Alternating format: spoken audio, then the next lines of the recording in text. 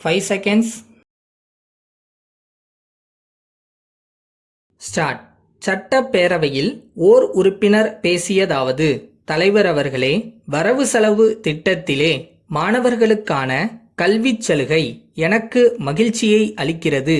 அதோடு நீர்ப்பாசனம் மற்றும் மின்சார வசதி பெருகியிருப்பதும் திருப்திப்பட வேண்டிய செய்திதான். ஆனால் நிலவரி மீது புதிய வரி போட்டிருப்பது பெரிய களங்கம் மாதிரித்தான் இருக்கிறது. விவசாயத்துறையில் புதிய வரி வரும் என்று வரவு செலவு திட்டம் வருவதற்கு முன்பு யாரும் கனவு கூட கண்டிருக்க முடியாது. விவசாயிகள் மீது போடப்பட்டிருக்கும் வரியானது விவசாயிகளுக்கு மிகவும் அதிர்ச்சி அளிக்கக்கூடியதாகவும் தாங்க முடியாத வரி சுமையாகவும் இருக்கும் என்று சொல்லத் தேவையில்லை. நெல் விலையை பற்றி அமைச்சர் அவர்கள் புள்ளி விவரங்கள் கொடுத்தார்கள். எப்பொழுதுமே அறுவடை காலத்தில் நெல் விலை வெகுவாக குறைந்து விடுவது வழக்கம். அறுவடை காலத்தில் ஏழை நடுத்தர விவசாயிகள் தங்கள் தானியங்களை எல்லாம் விற்று விடுவார்கள்.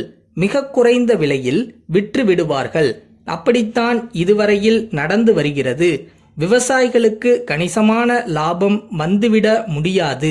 இப்பொழுது தானியங்கள் விலை உயர்ந்திருக்கிறது என்று ஓர் உறுப்பினர் சொன்னார்.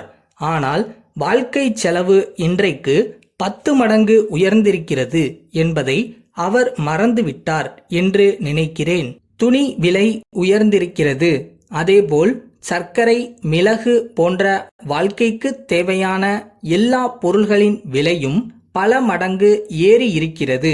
இந்த நிலையில் வரவு செலவு திட்டத்தில் குறிப்பிடப்பட்டிருக்கும் வரி ஒரு சிறு வரி என்று சொல்லிவிட முடியாது.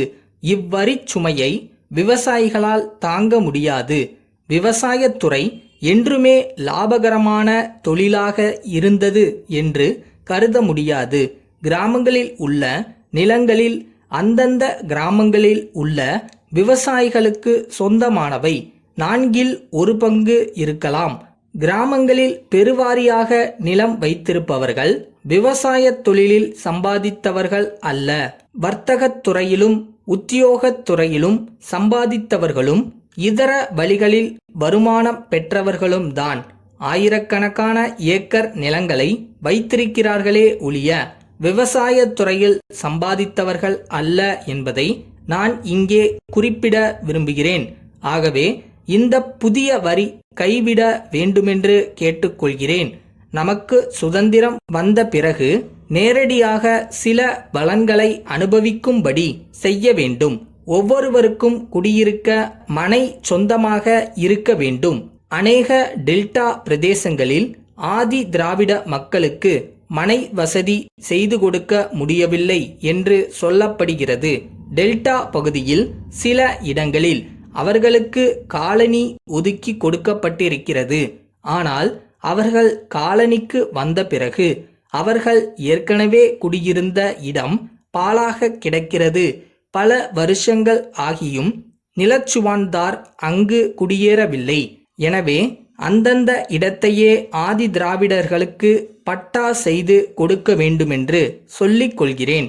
மேலும் நிலம் எல்லோருக்கும் அவரவர்களுக்கு சொந்தமான மனையாக இருக்குமாறு செய்ய வேண்டும்.